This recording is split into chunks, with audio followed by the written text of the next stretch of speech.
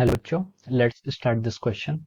So this question says, what are the properties of nuclear forces? ठीक है, nuclear forces के हमें यहाँ पर प्रॉपर्टी को मेंशन करना है. ठीक है, तो देखिए बच्चों, इस क्वेश्चन का जो आपका की कॉन्सेप्ट है, इस क्वेश्चन का आप की कॉन्सेप्ट लिखेंगे तो देखिए ये क्वेश्चन आपका क्या है, न्यूक्लियर फोर्स पर डिपेंड करता है. ठीक है, this question is based upon our nuclear force. ठीक है, तो बच्चों देखिए सबसे पहले आपका न्यूक्लियर फोर्सेस होता क्या है. ठीक है, देखिए आपका जो न्यूक्लियस होता है ये आपका क्या है, न्यूक्लियस है. ठीक है, ये मान लीजिए आपका न्यूक्लियस है. न्यूक्लियस काफी छोटा होता है. ठीक है, न्यूक्लियस के अंदर क्या होते हैं, आपके न्यूट्रॉन्स होते हैं, प्रोटॉन्स होते हैं, न्यूट्रॉन्स होते हैं, प्रोटॉन्स होते हैं, प्रोटॉन न्यूट्रॉन, यही सब चीजें आपके न्यूक्लियस की क्या होती है, अंदर होती है. ठीक है, तो देखिए इसमें क्या होता है, इसमें आपका क्या होता है, देखिए न्यूट्रॉन्स न्यूट्रॉन्स क्या है, न्यूट्रॉन्स के पास कोई चार्ज नहीं होता है, प्रोटॉन्स के पास चार्ज होता है, पॉजिटिव चार्ज होता है. और यहाँ पर क्या है, फिर से एक और प्रोटॉन्स है, प्रोटॉन्स के पास पॉजिटिव चार्ज होता है. ठीक है, तो देखिए यहाँ पर इतने सारे प्रोटॉन्स हैं, प्रोटॉन्स प्रोटॉन्स प्रोटॉन्स हैं. ठीक है, और ये तब इनके बीच में क्या होगा, अगर ये सेम चार्जेस है तो इनके बीच में क्या होना चाहिए, रिपल्सन होना चाहिए. इलेक्ट्रोस्टैटिक फोर्स के कारण इनके बीच में प्रोटॉन्स प्रोटॉन्स के कारण रिपल्सन होना चाहिए. रिपल्सन होने के कारण ये क्या होना चाहिए, न्यूक्लियस स्टेबल नहीं होना चाहिए, न्यूक्लियस क्या होना चाहिए, तुरंत डिसइंटीग्रेट हो जाना चाहिए. लेकिन ऐसा नहीं होता है. क्यों नहीं होता है? Because there exist one more force, that force is called our nuclear force. क्योंकि यहाँ पर एक ऐसा फोर्स एग्जिस्ट करता है जिसे हम क्या बोलते हैं, न्यूक्लियर फोर्स बोलते हैं. ठीक है, सो आपका न्यूक्लियर फोर्सेस क्या होता है, nuclear force is the force which exist inside the nucleus. ठीक है, तो न्यूक्लियर फोर्सेस जो होता है ये क्या करता है आपका, it exist inside the nucleus. ठीक है, ये आपके it it exist inside the nucleus. ठीक है, जो आपका न्यूक्लियर फोर्सेस होता है ये आपका क्या होता है, न्यूक्लियस के अंदर होता है. ठीक है, न्यूक्लियस के अंदर एक्ट करता है. अब देखिए जो आपका न्यूक्लियस होता है, न्यूक्लियस की जो डायमेंशन होती है, अगर हम क्या बात करें, न्यूक्लियस की डायमेंशन की बात करें, तो ये क्या मान लीजिए इसकी क्या रेडियस है. तो जो न्यूक्लियस की डायमेंशन होती है, ये आपकी डायमेंशन आपकी 10 जो उसकी डायमेंशन होती है, डायमीटर होता है, वो 10⁻⁻15 मीटर के अराउंड होता है. ठीक है, या फिर हम उसे क्या बोलते हैं, 1 फेम्टोमीटर. तो जो न्यूक्लियर फोर्सेस का मैग्नीट्यूड होता है ये 1 से 2 से 3, मैक्सिमम 3 फेम्टोमीटर तक ये आपका क्या करता है, वेरी करता है. ठीक है, जो आपका न्यूक्लियर फोर्सेस होता है, तो न्यूक्लियर फोर्सेस क्या होते हैं, इतनी शॉर्ट रेंज में लगते हैं, तो इसको हम क्या बोलते हैं, इसलिए हम इनको क्या बोलते हैं, these are short range forces. ठीक है, ये क्या होते हैं, आपके शॉर्ट रेंज फोर्सेस होते हैं. न्यूक्लियर फोर्सेस क्या होते हैं, आपके शॉर्ट रेंज फोर्सेस होते हैं. और एक कैरेक्टरिस्टिक इनकी यह है कि देखिए जो इनके बीच में इलेक्ट्रोस्टैटिक फोर्स लगता है, देखिए अब जो आपका इलेक्ट्रोस्टैटिक फोर्स होता है is inversely proportional to R square.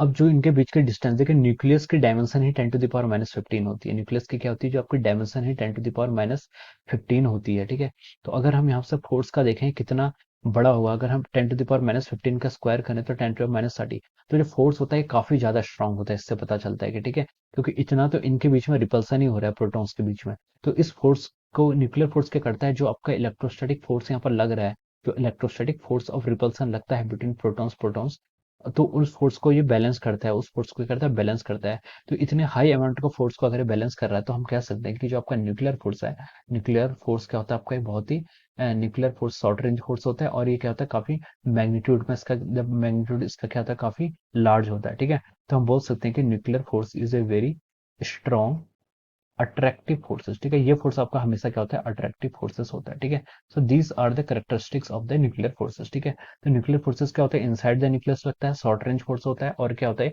Strong attractive forces होता है. ठीक है, अब देखिए ये आपका क्या होगा, ये आपका न्यूक्लियर फोर्सेस के बारे में है. अब देखिए जो न्यूक्लियर फोर्सेस होता है ये आपका अट्रैक्टिव फोर्सेस होता है, लेकिन ये आपका अट्रैक्टिव फोर्सेस ही होता है. ठीक है, इसका जो ग्राफ प्लॉट होता है, देखिए मैं आपको ग्राफ प्लॉट करके बताता हूँ. This is a graph between the energy और पोटेंशियल एनर्जी का कर्व जो होता है आपका.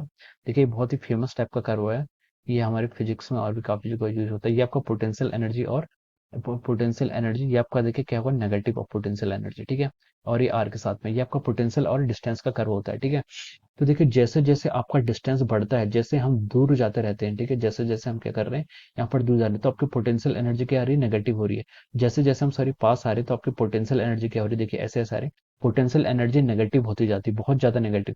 नेगेटिव पोटेंशियल का मतलब, एनर्जी का मतलब होता है कि सिस्टम क्या आपका बाउंडेड सिस्टम है. ठीक है, लेकिन हम जैसे बहुत ही पास आते हैं तो बहुत पास आके एक टाइम पर ऐसा रेंज आता है, मान लीजिए ये, इसको मैंने यहाँ पर आर मिनिमम बोल दिया. इस आर मिनिमम पॉइंट के बाद क्या, ये फोर्स की पोटेंशियल एनर्जी पॉजिटिव हो जाती है, यानी कि ये पोटेंशियल एक स्टेज पे आपका रिपल्सिव फोर्सेस भी हो जाता है. ठीक है, तो न्यूक्लियर फोर्सेस वैसे अट्रैक्टिव फोर्सेस ही होता है, लेकिन at a very small distance, R minimum पर क्या कर पाता है, उसके बाद ये क्या करता है आपका रिपल्सिव फोर्सेस की तरह भी आपका एक्ट करता है, ठीक है। ये आपका न्यूक्लियर फोर्सेस की दूसरी कैरेक्टरिस्टिक है। और देखिए जो आपका न्यूक्लियर फोर्सेस होता है, न्यूक्लियर फोर्सेस न्यूक्लियस के अंदर क्या आते हैं, न्यूट्रॉन्स से प्रोटॉन्स थे, ठीक है। तो जो न्यूक्लियर फोर्सेस लगता है ये आपका प्रोटॉन्स प्रोटॉन्स के बीच में भी लगता है, आपके यहाँ पर प्रोटॉन्स प्रोटॉन्स है उसमें भी लगता है, प्रोटॉन्स न्यूट्रॉन में भी लगता है, और आपका न्यूट्रॉन्स न्यूट्रॉन्स में भी लगता है, ठीक है। तो न्यूक्लियर फोर्सेस यहाँ पर आपका तीनों में लगता है, ठीक है। प्रोटॉन्स के पास चार्ज होता है, न्यूट्रॉन के पास चार्ज नहीं होता है। तो हम बोल सकते हैं कि this force is a charge independent force, ठीक है। ये जो फोर्स लगता है this forces is a what, charge independent force. ये आपका क्या है, चार्ज से इंडिपेंडेंट फोर्स होता है, ठीक है। अब जो आपका न्यूक्लियर फोर्स होता है वो चार्ज से इंडिपेंडेंट है, लेकिन वो आपके स्पिन पर डिपेंड करता है, ठीक है। This depend upon the spin, ठीक है। हम इसको ये भी लिख सकते हैं, this is spin dependent force.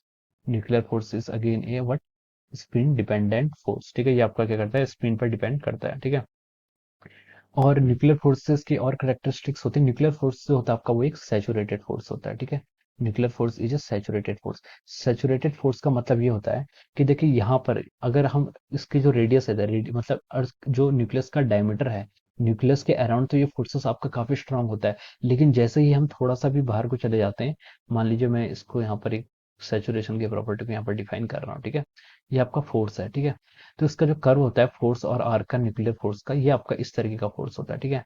ये आपका इस तरह का फोर्स होता है। तो जैसे यहाँ पर आर की आपकी 2 या 3 फेम्टोमीटर पहुंचती है, सब न्यूक्लियस की अलग अलग होती है, मैं काफी सब्जेक्टिव वैल्यूज ले रहा हूँ, ठीक है। 3 फेम्टोमीटर तक जैसे ही पहुंचती है फिर ये फोर्स क्या हो जाता है आपका, तुरंत जीरो हो जाता है, ठीक है। ये फोर्स का ग्राफ ऐसा हो जाता है, ठीक है। तो पहले ही क्या करता है, जीरो से सेंटर से लेकर वहां उसके डायमीटर तक तो फोर्सेस काफी अच्छा खासा मैग्नीट्यूड का था, लेकिन जैसे ही हम क्या पहुंचते हैं उसके सरकमफेरेंस पर पहुंच जाते हैं, उसके बाद ये फोर्स क्या हो जाता है, सीधे जीरो की तरफ जाने लगता है, ठीक है। So this is the saturation, this is called the property of saturation. तो न्यूक्लियर फोर्स का क्या करता है, आपका सैचुरेटेड फोर्स होता है। और न्यूक्लियर फोर्स की और भी काफी कैरेक्टरिस्टिक होती है, आपका एक्सचेंज फोर्सेस होता है, जिसमें आपका पाई पार्टिकल्स होते हैं वो एक्सचेंज होते हैं, पाई मेसॉन्स आपने सुना होगा। इसका क्या होता है, इसका मीडिएटिंग पार्टिकल होता है। So this are the properties of the nuclear forces. तो न्यूक्लियर फोर्सेस की ये सारी क्या थी, प्रॉपर्टीज थी।